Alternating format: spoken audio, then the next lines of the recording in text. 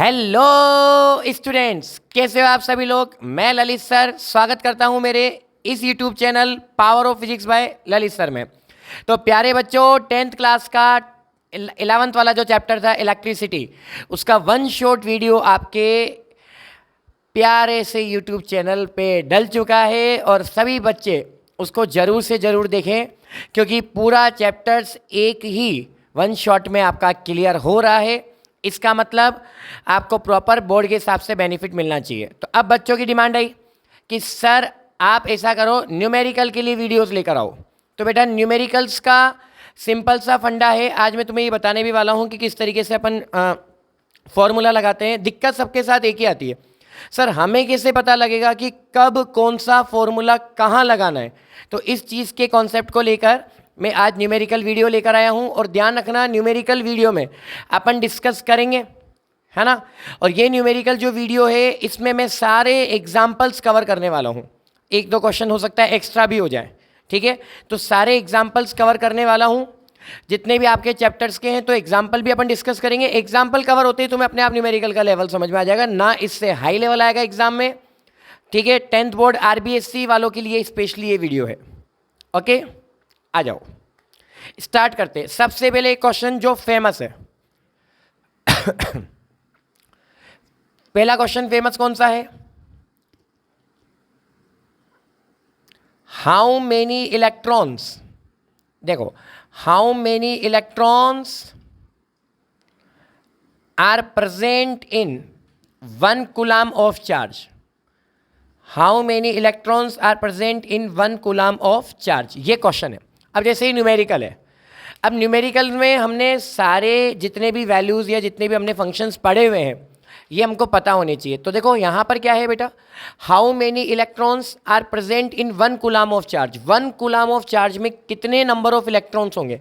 तो सबसे पहले अपन इसका सॉल्यूशन देखते हैं बेटा। सॉल्यूशन में क्या है, आपको न्यूमेरिकल करते टाइम एक फ्लेवर सेट करना पड़ेगा। फ्लेवर कैसे सेट करते हैं, देखो सबसे पहले यहाँ पे लिखो गिवन दैट, ठीक है। फिर उसके बाद आपको क्या लिखना है बेटा, फिर लिखना है फाइंड आउट। फिर उसके बाद आपको क्या लिखना है, अकॉर्डिंग टू क्वेश्चंस। फिर उसके बाद आपको क्या लिखना है, वी नो दैट। ये आपको सारी चीज़ें पहले से ही फिक्स करके रखनी है, ठीक है। क्या गिवन है, क्या फाइंड आउट करना है ना, और अकॉर्डिंग टू क्वेश्चन हमको क्या पता है, ये सारी चीज़ें आपको क्लियर होनी चाहिए, ठीक है। अब देखो सबसे पहले अपन बात करते हैं बेटा क्या, गिवन दैट। तो क्या गिवन है अपने पास, चार्ज गिवन है। चार्ज कितना गिवन है बताओ, चार्ज क्यू कितना गिवन है, 1 कूलम, क्योंकि चार्ज की यूनिट कूलम होती है, अपन पहले डिस्कस कर चुके हैं।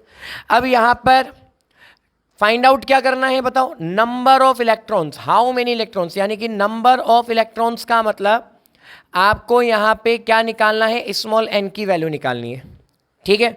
अब ऐसा कोई फॉर्मूला, अब बता फॉर्मूला कैसे पुट करते हैं। सबसे पहले तो ये जस्टिफाई करो कि क्या गिवन है और क्या फाइंड आउट करना है।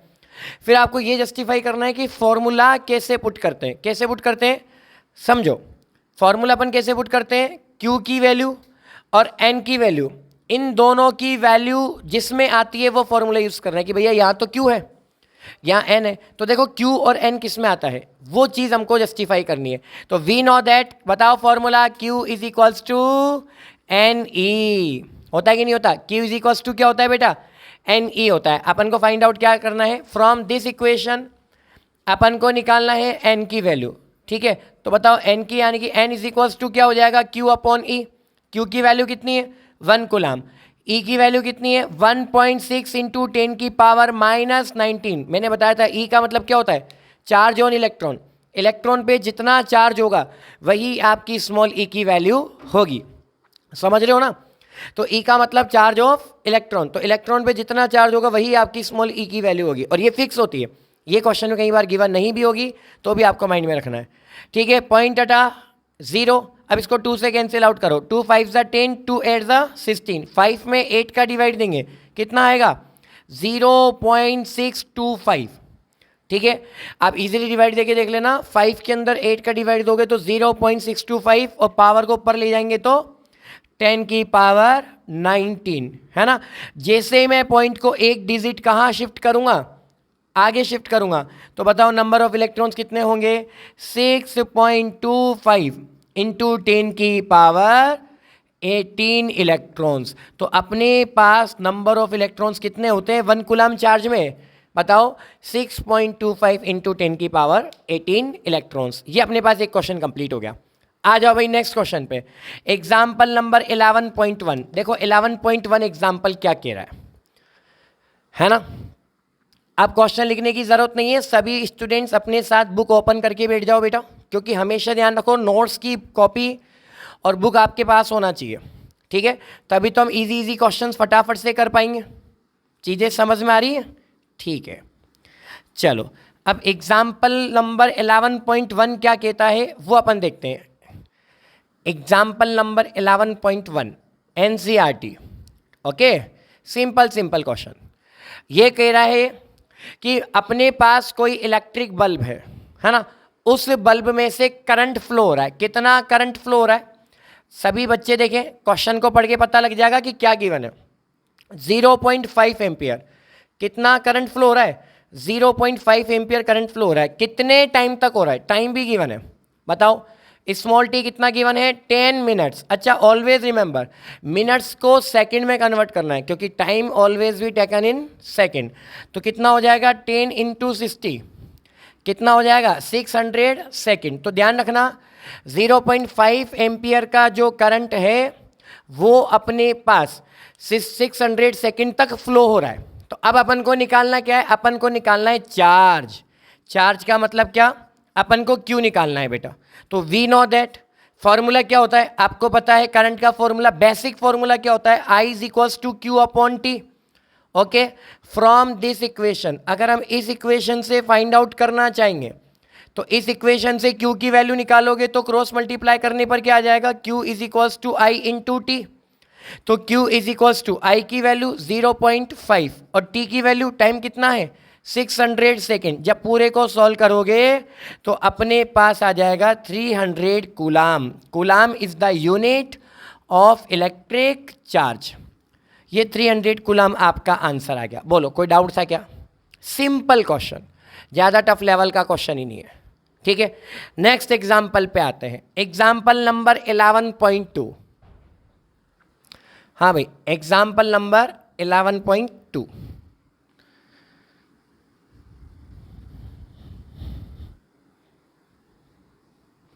आ जाओ। अब देखो 11.2 का भी सीन सेट करते हैं बेटा कि क्या कह रहा है। हाँ भाई, सभी स्टूडेंट्स बुक ले लो हाथ में। 11.2 क्या कह रहा है अपने पास कि पोटेंशियल डिफरेंस गिवन है। एक वायर है, उसके 2 एंड्स के बिटवीन, क्योंकि वायर के 2 एंड्स होते हैं, फर्स्ट एंड और सेकेंड एंड, तो वायर के 2 एंड्स के बिटवीन जो पोटेंशियल डिफरेंस है। अच्छा, पोटेंशियल डिफरेंस आपको कितना गिवन है? पोटेंशियल डिफरेंस को किससे रिप्रेजेंट करते हैं?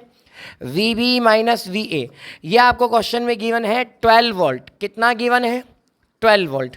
और चार्ज आपको गिवन है कितना?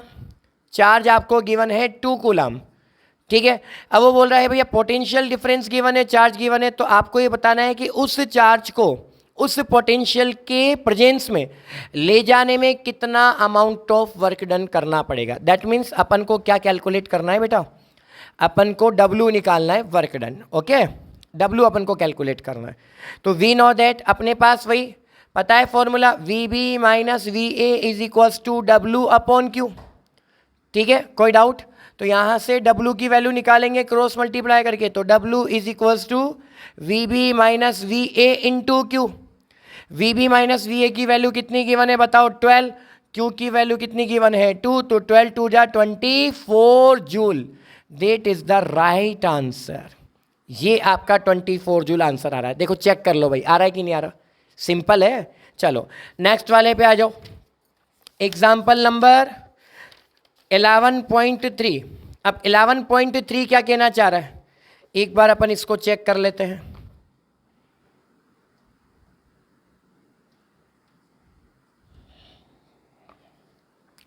हाँ भाई, रफ कर दें बेटा इसको।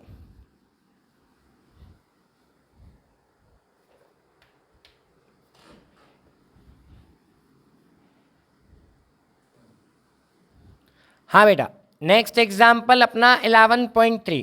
देखो 11.3 एग्जाम्पल क्या कह रहा है एक इलेक्ट्रिक बल्ब है, उसका रेजिस्टेंस आपको गिवन है 1200 ओम।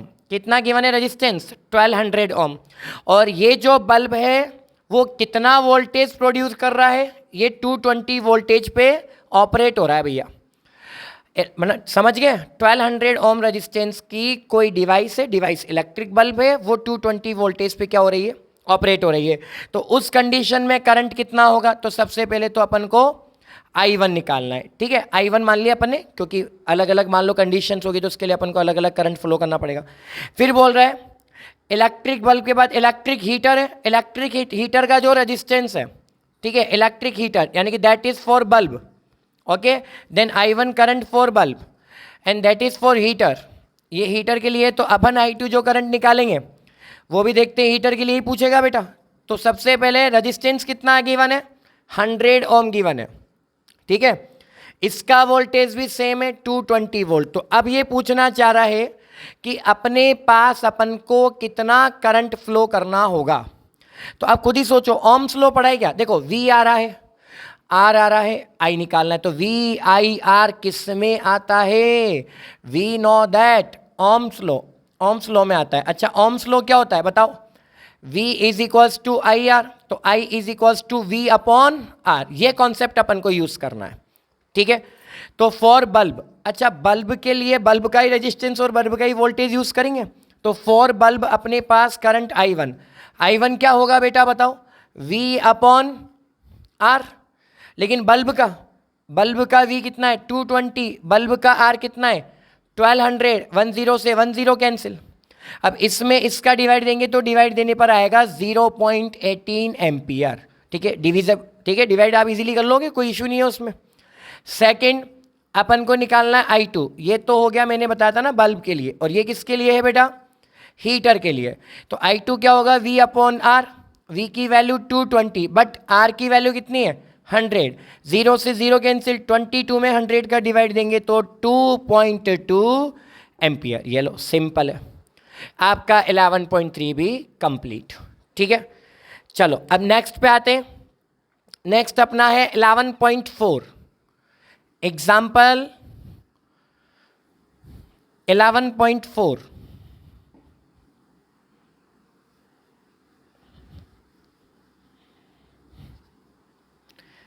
चार क्वेश्चन हो गए बेटा, पढ़ते जाओ।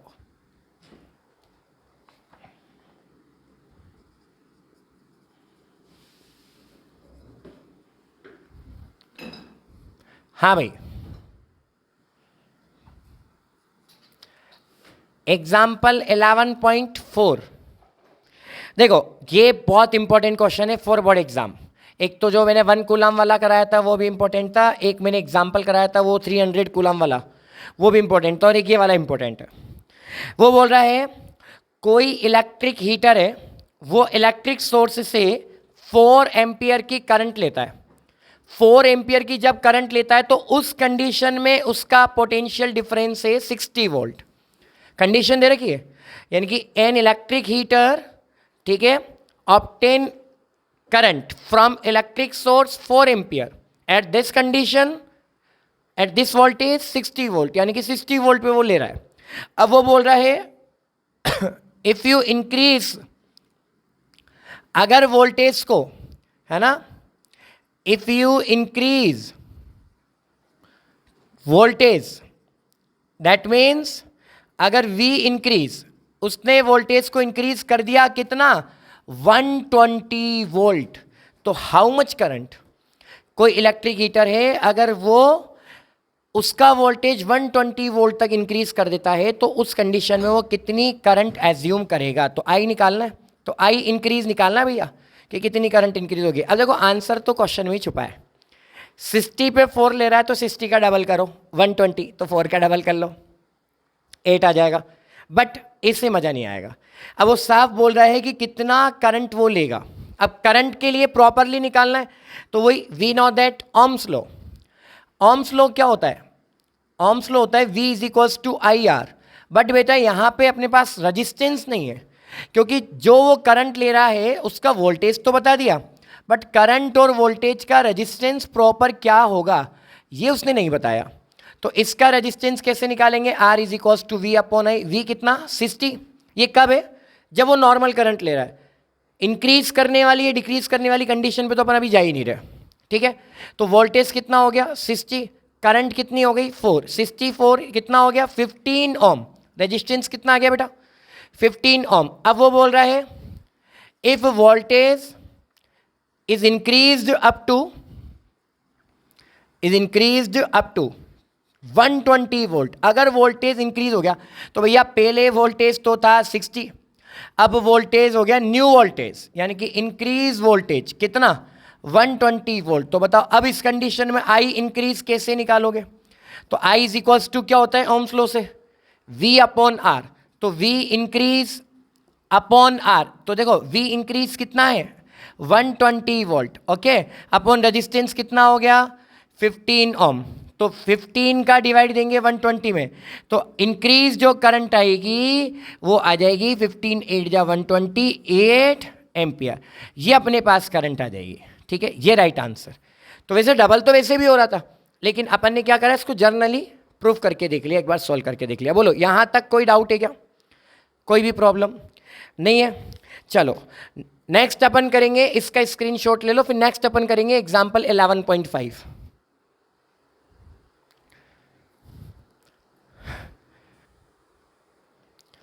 ठीक है, चलो अब आ जाओ 11.5, एग्जाम्पल 11.5 बहुत अच्छा एग्जाम्पल है बोर्ड के लिए, इंपॉर्टेंट भी है। अब पता है ये एग्जाम्पल इंपॉर्टेंट दो रीज़न की वजह से, एक तो इस एग्जाम्पल को करने का तरीका अपन को थोड़ा सा चेंज करना है। बच्चा कंफ्यूज हो जाता है सर बुक में तो जाने कौन सा फॉर्मूला यूज़ कर रखा है, आपको इस सिंपल तरीके से बता दूँ, है ना, इसलिए मैंने पूरा रफ किया है बोर्ड को, क्योंकि यहाँ थोड़ा सा सीन अलग है बेटा। अच्छा दूसरी चीज़, इस एग्जाम्पल में जो भी वैल्यू आएगी उससे हमको कोई भी मेटल या कोई भी एलिमेंट जस्टिफाई करवा सकता है। तो मैंने आपको बताया था कि रजिस्टिविटी की कंडक्टर, सेमीकंडक्टर, इंसुलेटर और अलॉय जितने भी मटेरियल्स हैं उनकी टेबल है, तो उनकी टेबल्स की जो वैल्यूज़ है वो आपको माइंड में होनी चाहिए, क्योंकि वो वैल्यूज़ कई बार डायरेक्टली भी पूछ सकता है। हमको लगता है कि केवल ये पढ़ने के लिए है, पर मान लो अगर बोर्ड वालों ने डीप क्वेश्चन उठा दिया तो अपन को प्रॉब्लमेटिक हो सकता है, ठीक है। तो भैया इंपॉर्टेंट है एग्जाम्पल 11.5। तो देखो पहले अपन क्वेश्चन को जनरेट करते हैं। वो बोल रहा है कि अपने पास 1 मीटर लेंथ, ठीक है, 1 मीटर लेंथ की कोई वायर है, यानी कि जो उसकी लेंथ गिवन है L, वो कितना गिवन है बेटा 1 मीटर, ठीक है, और 20 डिग्री सेल्सियस पर जो उसका इलेक्ट्रिकल रेजिस्टेंस है वो रेजिस्टेंस हमको गिवन है कितना 26 ओम, रेजिस्टेंस गिवन है, लेंथ गिवन है, और 26 ओम कितना गिवन है at temperature is equals to 20 degree Celsius. Temperature का यहाँ कोई रोल नहीं है, रेजिस्टेंस टेम्परेचर के साथ वेरी करता है, इसलिए उसकी वैल्यू दे रखी है। उसके बाद बोल रहा है डायमीटर ऑफ वायर, डायमीटर कितना दे रखा है 0.3 mm। हाँ अब यहाँ लफड़ा है, सबसे पहले आपको 0.3 mm को चेंज करना होगा, तो 0.3 इंटू 10 की पावर -3, या फिर मैं इसको कैसे लिख सकता हूँ बताओ 3 इंटू 10 की पावर -4 लिख सकता हूँ।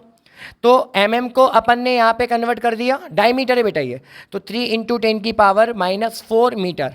हमेशा ध्यान रखो जब भी कोई डायमीटर वाला क्वेश्चन आ जाए तो उसकी रेडियस जरूर कैलकुलेट करनी चाहिए, ठीक है। तो रेडियस क्या हो जाता है डायमीटर का हाफ, हाफ हमेशा डिजिट का होता है पावर का नहीं, तो 3 इंटू 10 की पावर -4 का हाफ कर दो, 3 का हाफ करेंगे तो 1.5 इंटू 10 की पावर -4 मीटर, ये आपकी रेडियस हो गई, ओके। और क्या गिवन है, ये सब कुछ गिवन है। अब वो बोल रहा है कि जो आपका यहाँ पे इलेक्ट्रिकल सब्सटेंस है उसका आपको एक तो उसकी भविष्यवाणी करनी है जबरदस्त वाली, मतलब फ्यूचर में आपको बताना है कि वो एलिमेंट कौन सा होगा। दूसरा आपको उसकी रजिस्टिविटी कैलकुलेट करनी है। क्या कैलकुलेट करनी है बताओ बेटा, रजिस्टिविटी कैलकुलेट करनी है ना। अब इधर देखो सभी बच्चे ध्यान दें थोड़ा सा, अपने पास ये पूरा गिवन है, अपन को फाइंड आउट क्या करना है, एक तो फाइंड आउट करना है रजिस्टिविटी रो क्या होगा, ठीक है, और एक कौन सा मेटल होगा वो मेटल का नेम अपन को बताना है, इन फ्यूचर में वो मेटल कौन सा होगा, है ना, फ्यूचर अनाउंसमेंट करना है भैया।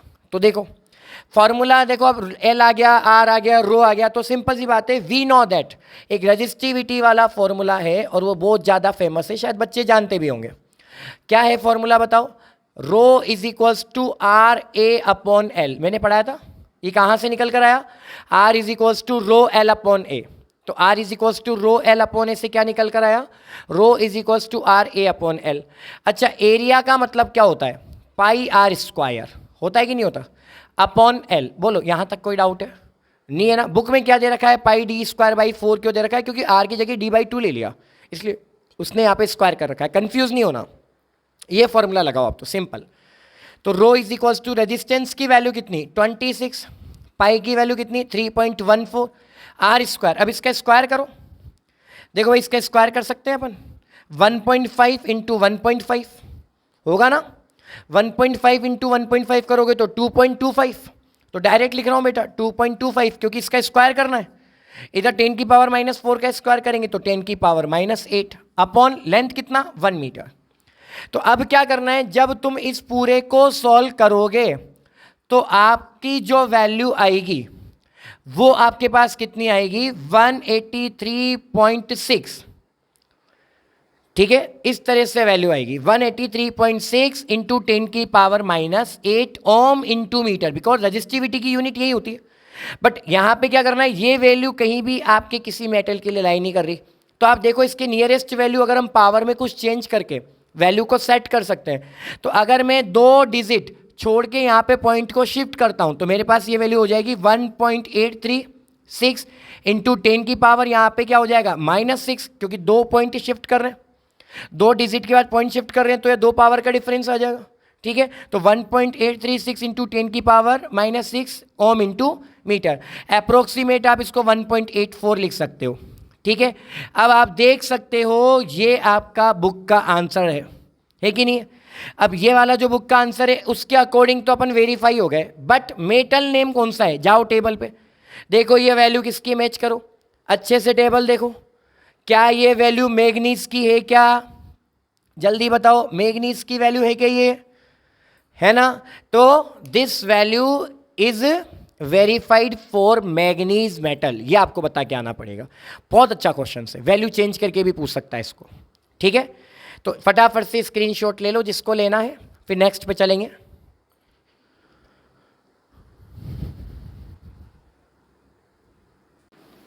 हाँ बेटा ले लिए स्क्रीनशॉट, चलो। तो एग्जाम्पल नंबर 11.5 अपना कंप्लीट हो चुका था। नेक्स्ट अपन जो है वो डिस्कस करेंगे एग्जाम्पल नंबर 11.6, बहुत इंपॉर्टेंट और बहुत अच्छा एग्जाम्पल है। तो एग्जाम्पल नंबर 11.6, ठीक है, आ जाओ।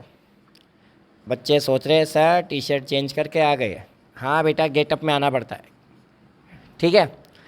हाँ भाई 11.6 एग्जाम्पल बहुत इजी और बहुत अच्छा एग्जाम्पल है। अब वो क्या बोल रहा है कि अपने पास कोई सब्सटेंस है, उस सब्सटेंस की जो लेंथ है ना, that is the given initial condition. Given कौन सी कंडीशन, इनिशियल कंडीशन। अपने पास कोई सब्सटेंस है, सुनना बेटा, अपने पास कोई सब्सटेंस है।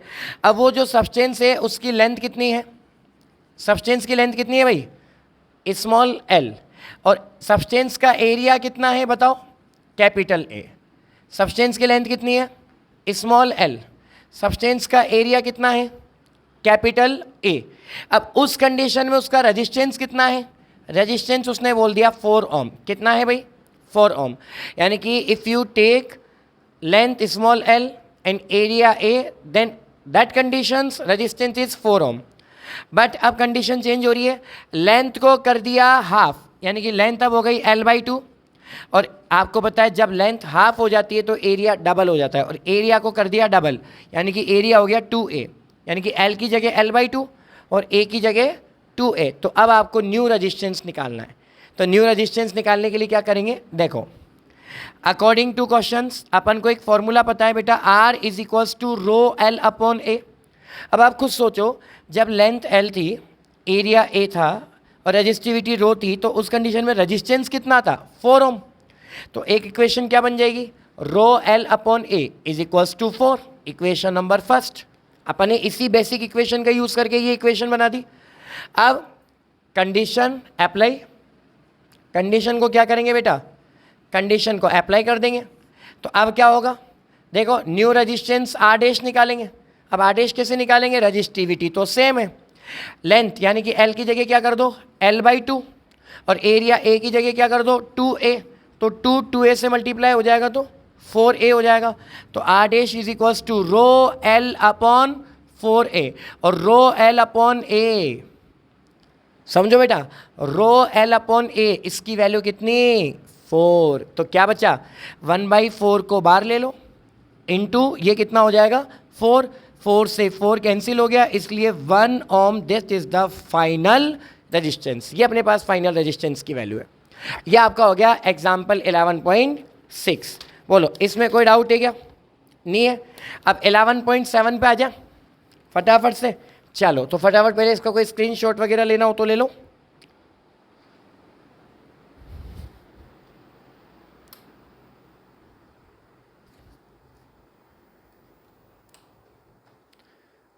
हाँ भाई ले लिया। चलो अब एग्जाम्पल नंबर 11.7, चलो फटाफट से देख लो 11.7 क्या कह रहा है। ये भी सिंपल सा एग्जाम्पल है।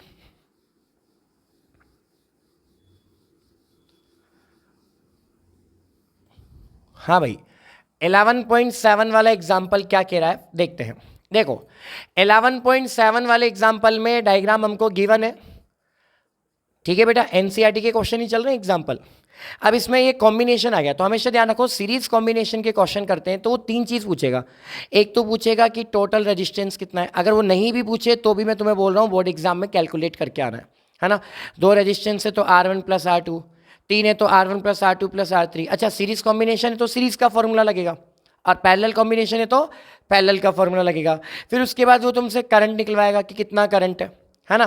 फिर तुमसे वो बोलेगा potential difference across the each resistance. मान लो 2 रेजिस्टेंस है तो 2 पोटेंशियल निकलेंगे V1 और V2। 3 रेजिस्टेंस है तो 3 पोटेंशियल निकलेंगे, कौन कौन से, V1, V2, V3। तो ऐसे ही इसी तरह का क्वेश्चन अपन लेके आ रहे हैं। एक बार अपन 11.7 को कंसिस्ट करते हैं, एग्जाम्पल को थोड़ा अच्छे से देखिएगा। अपने पास एक रेजिस्टेंस है R1 जिसकी वैल्यू कितनी है 20 ओम। एक रेजिस्टेंस है R1 जिसकी वैल्यू कितनी है बेटा 20 ओम। एक दूसरा रेजिस्टेंस है R2 जिसकी वैल्यू कितनी है 4 ओम। बैटरी जो है वो अपने पास कितना है 6 वोल्ट। अब वो क्या बोल रहा है, सबसे पहले बोल रहे हैं एक तो टोटल रेजिस्टेंस निकालो। तो देखो टोटल रेजिस्टेंस अपन कैसे निकालेंगे, क्या क्या गिवन है, क्या फाइंड आउट करना है वो तुम लिख दोगे, है ना। अपन क्वेश्चन के फ्लेवर पे डायरेक्ट अप्लाई कर रहे हैं। क्वेश्चन का फ्लेवर तुम्हें पता है, according to question we know that, ठीक है। टोटल रेजिस्टेंस क्या होगा बताओ for series combination. Series combination की बात करी जा रही है बेटा। अब सीरीज कॉम्बिनेशन का तो डायग्राम तुमको बनाना आता है ना सबको। मान लो कि डायग्राम बन के वो नहीं भी देगा तो मैं तुम्हें इधर सिखा देता हूँ। देखो 2 रेजिस्टेंस है R1 और R2, ये कितने रेजिस्टेंस है बेटा 2 रेजिस्टेंस है, ठीक है। इसका कनेक्शन अपन ने किससे कर दिया, बैटरी से कर दिया, है ना। और इसका कनेक्शन किससे कर दिया, की से कर दिया, और इसको मैंने यहाँ पे कनेक्ट कर दिया। ओके बैटरी और की से कर दिया, इसको मैंने यहाँ पे कनेक्ट कर दिया। ये तो हो गया रेजिस्टेंस R1, ये हो गया रेजिस्टेंस R2, ठीक है। उसके बाद रेजिस्टेंस R1 की वैल्यू कितनी है 20 ओम, रेजिस्टेंस R2 की वैल्यू 4 ओम, बैटरी की वैल्यू 6 वोल्ट। करंट पॉजिटिव से नेगेटिव जाता है, तो इस तरह का आपको डायग्राम बना के आना है सीरीज कॉम्बिनेशन का। पैरेलल का होता तो वही एक के नीचे अपन एक सेट कर देते हैं, है ना। तो कोई भी रेजिस्टेंस हो उसको आपको बैटरी और की से जरूर कनेक्ट करना है, ये चीज़ थोड़ा सा ना भूलें। ओके बेटा, अब देखो सीरीज कॉम्बिनेशन के लिए total resistance RS is equals to कितना हो जाएगा बताओ R1 + R2। तो RS is equals to R1 की वैल्यू कितनी है बेटा 20, R2 की वैल्यू कितनी है 4, यानी कि टोटल कितना हो गया अपने पास 24 ओम। टोटल कितना हो गया बताओ 24 ओम। ये तो अपने पास रेजिस्टेंस हो गया, ठीक है। उसके बाद अपन निकालेंगे यहाँ पे करंट। क्या निकालेंगे भाई बताओ, अपन यहाँ पे निकालेंगे बेटा करंट। अच्छा करंट की जो वैल्यू है वो क्या होगी, देखो करंट क्या होगा बताओ I is equals to V upon R। तो V कितना है बेटा 6, R कितना है टोटल 24। यहाँ पे टोटल लिखना है बेटा आपको R, तो 6 अपॉन 24 यानी कि 1/4। 1/4 का मतलब 0.25 ampere, that is the current. आप चाहो तो वो वैल्यू एक बार चेक कर सकते हो, अपनी बिल्कुल परफेक्ट वैल्यू आ रही है, ठीक है। अब अपन को निकालेंगे, मान लो एक तो उसने ये पूछ लिया A पॉइंट, B पॉइंट उसने करंट पूछ लिया, C पॉइंट उसने पूछ लिया potential difference voltage, potential difference across the each resistance, potential difference across the each resistance. Her resistance पर आपको पोटेंशियल डिफरेंस निकालना है, तो हर रेजिस्टेंस का मतलब यहाँ पे कौन कौन से दो रेजिस्टेंस हो गए, R1 और R2, इस पे अपन को कैलकुलेट करना है, ठीक है। तो अब इधर देखो, हाँ भाई, तो R1 के लिए V1 कैलकुलेट करेंगे तो फॉर्मूला क्या होता है, IR1। तो V1 is equals to I की वैल्यू कितनी है, 0.25। R1 की वैल्यू कितनी है बताओ, 20। तो 0.25 को 20 से मल्टीप्लाई करेंगे तो कितना हो जाएगा, 5 volt. V2 is equals to क्या हो जाएगा, IR2, ठीक है। तो V2 is equals to I की वैल्यू कितनी है, 0.25। R2 की वैल्यू कितनी है बताओ, 4। तो वही V2 is equals to 1 volt. अब इसका आंसर चेक करने का तरीका बताऊं, चाहो तो आप दोनों पोटेंशियल को ऐड करके देख सकते हो, V1 प्लस V2। क्या 5 + 1 ये 6 के इक्वल आ रहा है क्या, जो क्वेश्चन में गिवन है? अगर ये आ रहा है दैट मीन्स अपना क्वेश्चन परफेक्ट है, ठीक है। तो ये 11.7 एग्जाम्पल आपका कंप्लीट हो गया, ठीक है। अब नेक्स्ट पैरेलल का है, तो एक बार अपन 11.8 पे भी आ जाए। अरे वाह, तो आ जाओ भाई, 11.8 में भी कोई दिक्कत नहीं है, वो तो और ज़्यादा बढ़िया। तो अब नेक्स्ट एग्जाम्पल अपना 11.8, ठीक है, आ जाओ भाई।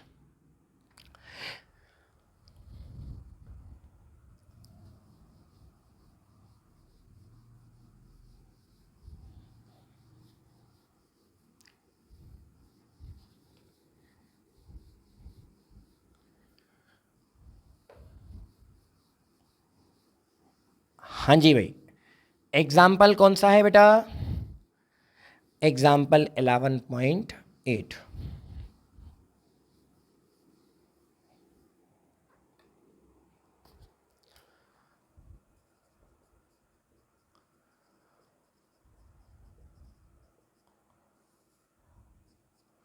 हाँ भाई, अब इधर देखो, एग्जाम्पल 11.8 की अगर अपन बात कर रहे हैं तो वो क्या है, एक बार चेक कर लेते हैं। सबसे पहले अपने पास 3 रजिस्टेंस है, R1, R2, R3।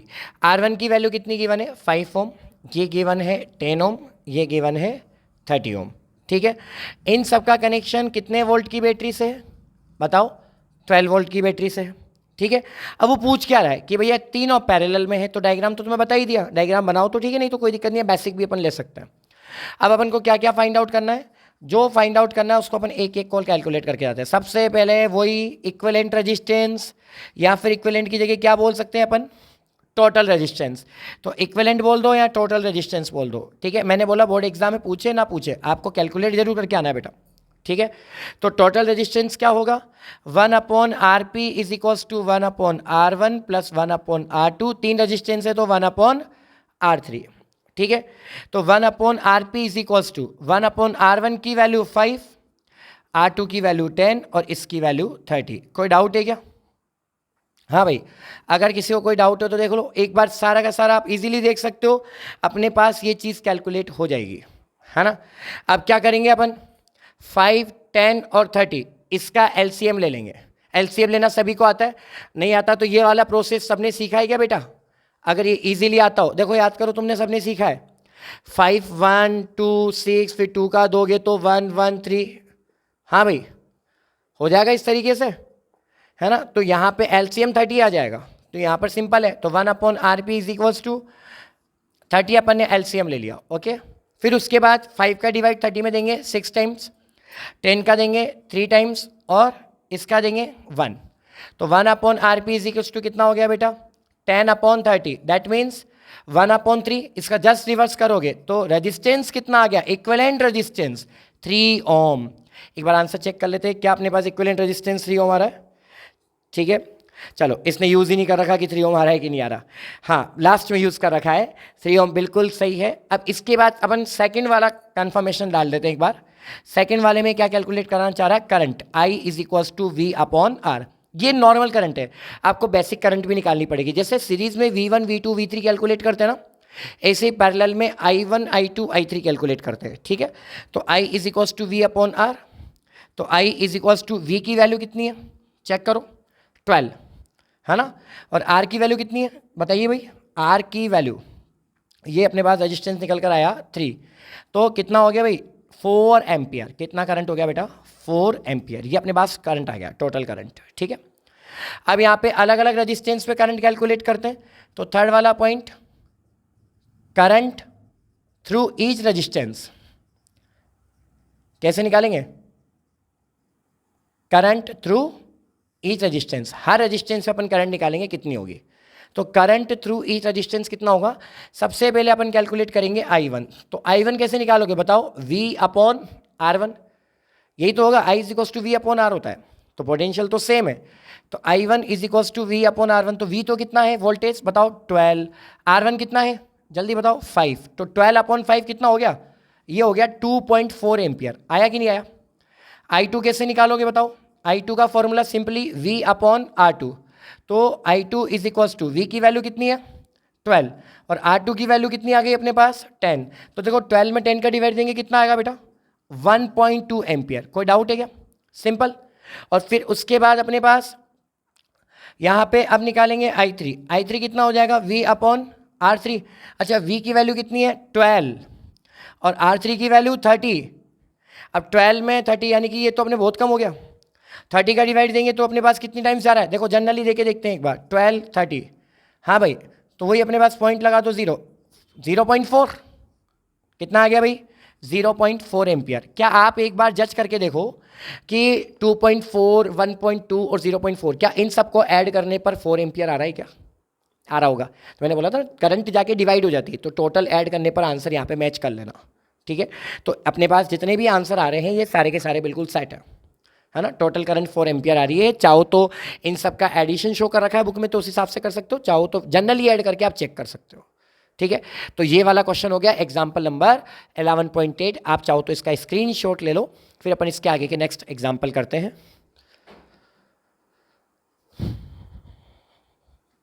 अपना एग्जाम्पल 11.8 कंप्लीट हो चुका था। अब एग्जाम्पल चलेगा 11.9। तो देखो अपने पास 3-4 न्यूमेरिकल और बचे हैं, उसके बाद इस चैप्टर के न्यूमेरिकल आपके एक ही वीडियो में आ जाएंगे।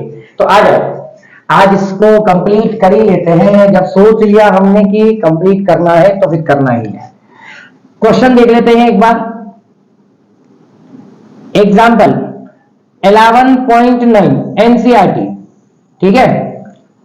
अब 11.9 एग्जाम्पल क्या कहता है, अपने पास एक फिगर है, ठीक है। फिगर आपको क्वेश्चन में गिवन, एक बार आप फिगर देख सकते हो। इस तरह का फिगर अपने पास बनाया हुआ है। एक बैटरी का पॉजिटिव ले लिया, एक नेगेटिव ले लिया, ऐसे समझ लो। चाहो तो 2 सेल लगा दो, 3 सेल लगा दो, कोई फर्क नहीं पड़ता। एक पॉजिटिव एक नेगेटिव। इधर से 2 रेजिस्टेंस कनेक्ट कर दिए इस तरीके से, एक रेजिस्टेंस ये रहा और एक रेजिस्टेंस ये रहा। इधर से अपने पास 3 रेजिस्टेंस कनेक्ट कर दिए, एक रेजिस्टेंस ये रहा, एक रेजिस्टेंस ये रहा और एक रेजिस्टेंस ये रहा। 3 रेजिस्टेंस कनेक्ट कर दिया, ठीक है। अच्छा, इस रेजिस्टेंस को अपन R1 और R2 नेम दे देते हैं। इस रेजिस्टेंस को अपन R3, R4 और R5 नेम दे देते हैं, ठीक है।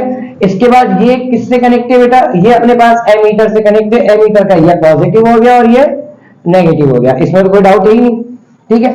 प्लस से पूरा करंट घूम के आ रहा है इधर की तरफ, कहां पे माइनस तक, तो इसमें तो कोई भी डाउट नहीं है। अब वो वैल्यू देगा अपन को, तो आपको पता है ये दोनों पैरेलल है, ये तीनों पैरेलल है। बाद में इनको कंबाइन करेंगे तो शायद सीरीज बन सकता है, ठीक है।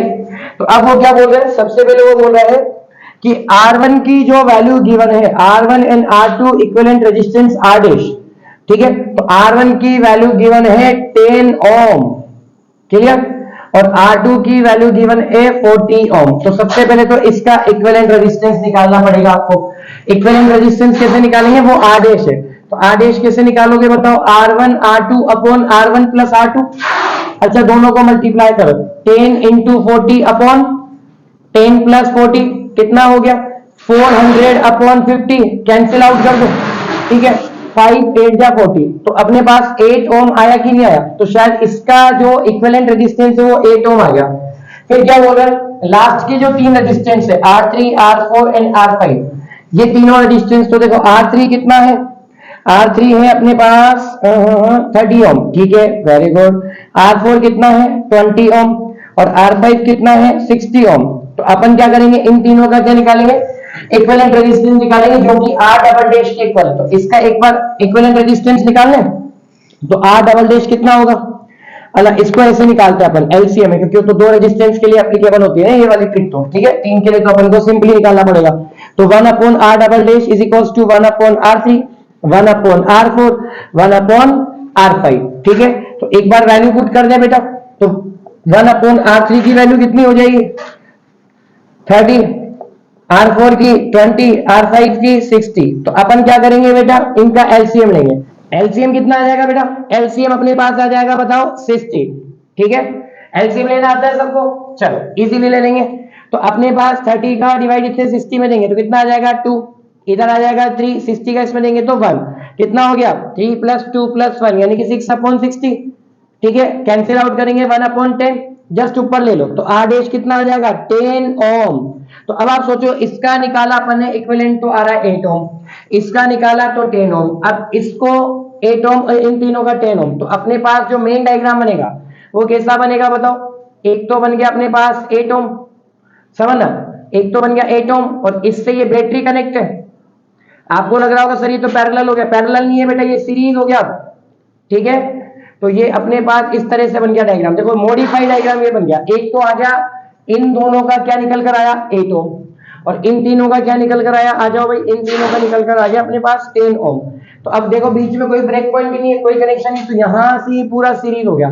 तो 10 + 8 कितना आ गया 10 + 8 न्यू रेजिस्टेंस, इसको R1 मान लो, इसको R2 मान लो, तो अपने पास बताओ फाइनल रेजिस्टेंस क्या आ जाएगा, आर इक्विवेलेंट रेजिस्टेंस आ जाएगा R1 + R2 यानी कि 8 + 10 18 ओम रेजिस्टेंस आपका फाइनली आ जाएगा। देखो ये आ रहा है कि नहीं आ रहा, आ रहा है। अब इसमें करंट भी वो पूछ रहा है, करंट कैसे कैलकुलेट करेंगे, देखो यही सिखा देता हूं, इस वाले ब्लॉक में देख लो सभी बच्चे, है ना, नहीं तो बोर्ड बन जाएगा पूरा। अब यहाँ पर करंट देखो I = क्या होता है V/R। अच्छा V की वैल्यू कितनी है, चलो भाई वोल्टेज की वैल्यू है 12 वोल्ट, है ना। अब इसमें डिवाइड देंगे अपन 18 का, तो सिंपल सी बात है कैंसिल आउट हो रहा है कि नहीं हो रहा, बताओ किससे कैंसिल आउट हो रहा है, 6 2 = 12, 6 3 = 18, तो ये तो अपने पास कितना आ गया 0.66 या 0.67 इजीली। तो अप्रोक्सीमेट अपन इतना एम्पियर करंट इसका आएगा, आएगा कि नहीं आएगा भाई, 20 में 3 का डिवाइड दोगे तो 0.6 पॉइंट चल जाएगा ना। चलो तो ये अपना क्लियर हो गया। तो एग्जांपल 11.9 भी अपना कंप्लीट हो चुका है ना। आ जाओ नेक्स्ट एग्जांपल जो अपना होने वाला है, एग्जांपल 11.10।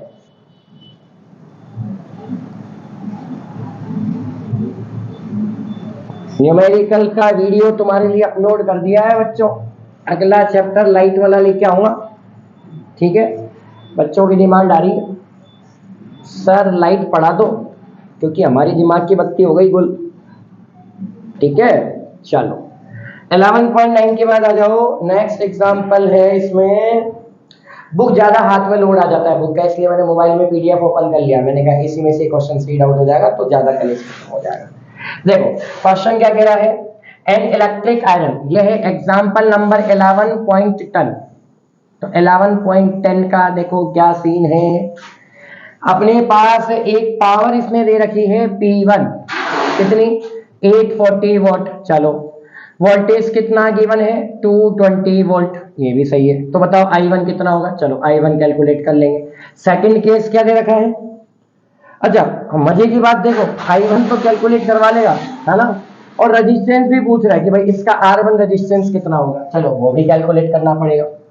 नेक्स्ट पावर अपन को दे रखी है कितनी, नेक्स्ट पावर 360 वोल्ट, ठीक है, और वोल्टेज कितना दे रखा है 220 वोल्ट। तो सबसे पहले I2 पूछेगा और R2 पूछेगा, है ना। तो अपन डायरेक्टली वैल्यू निकाल सकते हैं, सिंपल है, आपको पता है कैसे भाई, आपको एक रिलेशन याद होना चाहिए। तो रिलेशन सिंपल है, देखो दोनों तरफ मैं इजीली कैलकुलेट करता जाऊंगा, रैंडमली कैलकुलेट करूंगा तो आपको भी इजी लगेगा।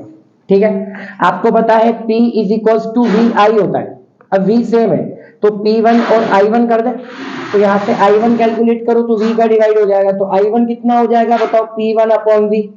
P1 की वैल्यू कितनी है 840 और V की वैल्यू 220, तो 0 से 0 कैंसिल हो गया। ठीक है, अब इसका डिवाइड दोगे तो 22 को 3 टाइम्स समथिंग जाएगा, तो इसका डिवाइड देने पर आ जाएगा 3.82 एम्पियर। भाई अभी डायरेक्टली आंसर लिख देते हैं, यही आ रहा है बुक में, एक बार चेक कर लो 3.82 एम्पियर आ रहा है कि नहीं आ रहा, आ रहा है ना। चलो अब उसके बाद रेजिस्टेंस निकाल ले, तो फॉर्मूला तो आपको पता है, रेजिस्टेंस वाला सीन क्या होता है भाई, किस फॉर्मूले से निकलेगा रेजिस्टेंस, P = V²/R, R को इधर भेज दो तो R = V²/P। अच्छा V² कितना 220 वोल्ट, इसका स्क्वायर कर दो अपॉन P की वैल्यू कितनी है 840 वोल्ट। क्लियर, अब 0 से 0 कैंसिल हो गया, इसको मल्टीप्लाई करके इसका डिवाइड दे दोगे, तो 220 को मल्टीप्लाई करेंगे 22 से और फिर डिवाइड देंगे 84 का, तो रेजिस्टेंस आ जाएगा 57.60 ओम। अप्रोक्सीमेट यही आ रहा होगा। हाँ बिल्कुल, यहाँ तक कोई दिक्कत ही नहीं है। एक तरीका तो अपने पास ये भी है कि नहीं है भाई? एक तरीका ही है। अच्छा, दूसरा तरीका एक और है, आप इससे भी निकाल सकते हो। एक अपना ये भी है, शायद आपने वाला फॉर्मूला सबने पढ़ा होगा, resistance R is equal to V upon I। देखो इससे भी निकाल के दिखा दूं, R is equal to V upon I। अच्छा, वोल्टेज कितना बताओ, इससे इजीली निकल जाएगा 220। और करंट कितना है, अभी अभी हमने कैलकुलेट किया, करंट कितना आ रहा है 3.82। ठीक है, पॉइंट हटा दो, 20 लगा दो, तो इस पूरे में इसका डिवाइड दोगे तब भी आपका रेजिस्टेंस इतना आ जाएगा। बोलो, कोई डाउट है? सिंपली हो जाएगा ना, इसमें तो कोई टेंशन नहीं है। चलो सिमिलरली हम ये वाला कैलकुलेट करके देखते हैं एक बार, यहाँ पर भी आ जाओ। हाँ, I2 निकालना है, तो देखो यहाँ पे अपन इस वाले का सेकंड वाला पार्ट ले लेते हैं, है ना? ये डबल एरो लगा रहा हूं ना, तो मतलब सेकंड वाला केस है, समझ जाना। अच्छा, इधर देखो I2 निकालेंगे तो I2 कितना होगा अपने पास, P2 अपॉन V होगा कि नहीं होगा? जैसे अपने यहाँ पे निकाला ना P1 अपॉन V, तो P2 अपॉन V, तो P2 कितना बेटा 360। अच्छा, V तो 220 कैंसिल आउट हो गया, तो यहाँ तो 1 पॉइंट समथिंग टाइम जा रहा है भाई, क्योंकि 22 2 44 होता है। तो यहाँ पे अगर डिवाइड दोगे तो आपके पास 1.64 एम्पियर आ रहा है क्या? एक बार चेक करो, यही आ रहा है ना, तो 1.64 एम्पियर आ जाएगा। करंट अपने पास आ गया, तो रेजिस्टेंस अपन निकाल ही सकते हैं। हाँ भाई, R2 कैसे निकालोगे बताओ? R is equal to V upon I, तो V अपॉन I2, क्योंकि I2 यूज होगा इसके लिए। तो V तो कितना है बेटा अपने पास 220 वोल्ट। अच्छा, I2 कितना है चेक करो 1.64, वही पॉइंट हटाएंगे 0 तो कहानी तो वही बन गई, पहले इसमें इसका डिवाइड दिया था, अब इसमें इसका डिवाइड देंगे, तो देखो डिवाइड देने पर अपने पास वैल्यू आ रही है 134.15 ओम, ये इसका रेजिस्टेंस आ रहा है। अभी फिलहाल मैंने डायरेक्टली आंसर लिख दिया, अब डिवाइड देके इसको इजीली चेक कर लेना। ठीक है, ये आपका एग्जांपल 11.10 भी कंप्लीट हो चुका है। नेक्स्ट अपन आते हैं एग्जांपल 11.11। किस पे आते हैं भाई? एग्जांपल 11.11। ठीक है, आ जाओ। सिंपल क्वेश्चन है लेकिन इंपॉर्टेंट क्वेश्चन है भैया। 11.11 बोर्ड एग्जाम के लिए अच्छा क्वेश्चन है। कुछ क्वेश्चंस बहुत इंपॉर्टेंट होते हैं भाई,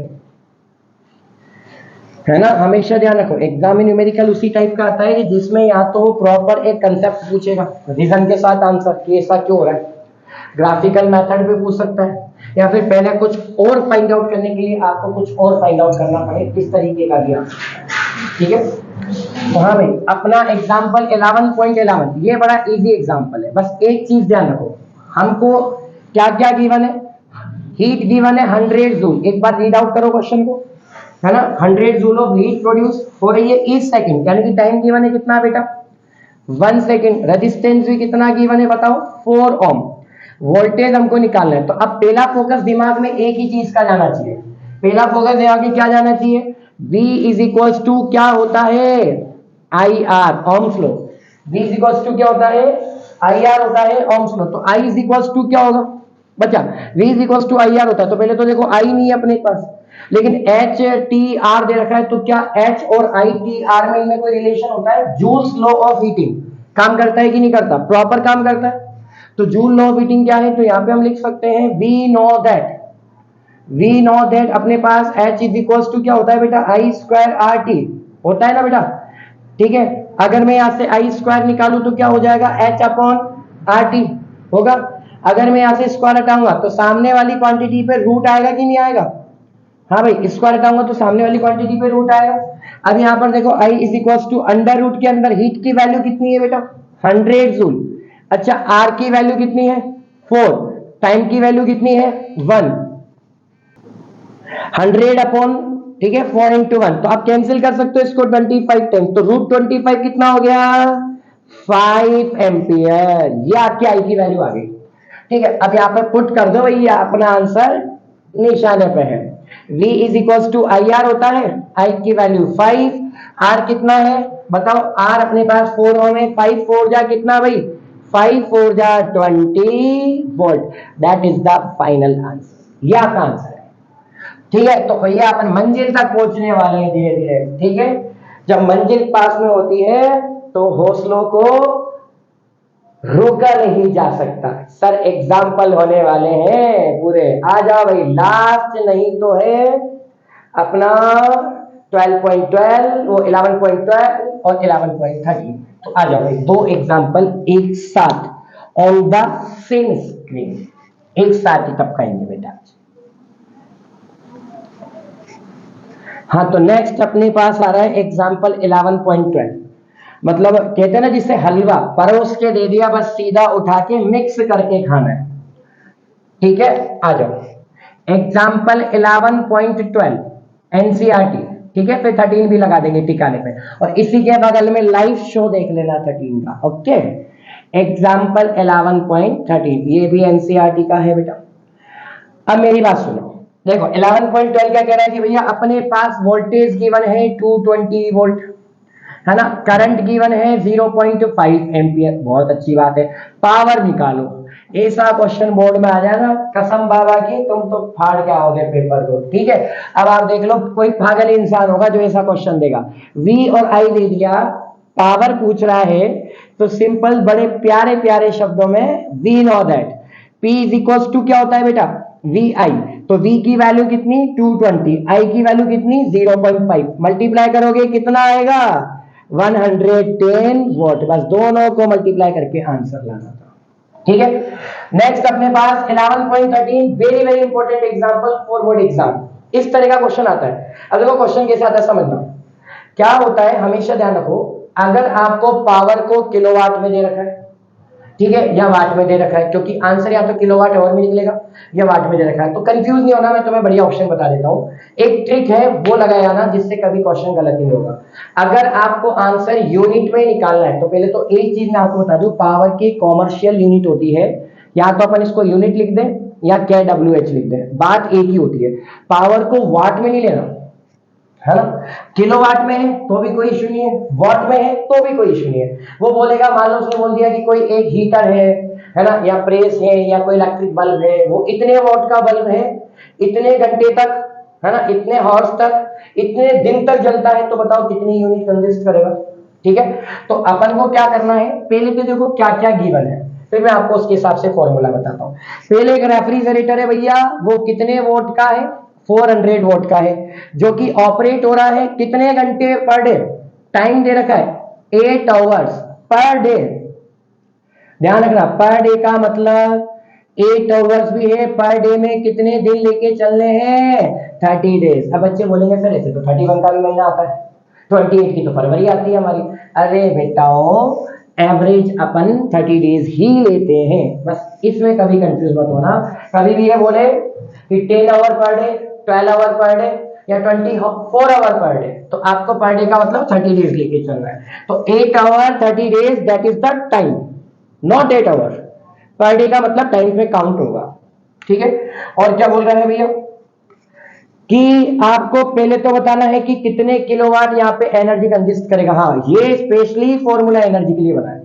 एनर्जी बोल दो चाहे अमाउंट ऑफ वर्क डन बोल दो, ये आपको kWh में पूछेगा, और मैंने बोला था kWh की जगह आप इसका आंसर किस में निकाल सकते हैं, यूनिट में भी कैलकुलेट कर सकते हैं।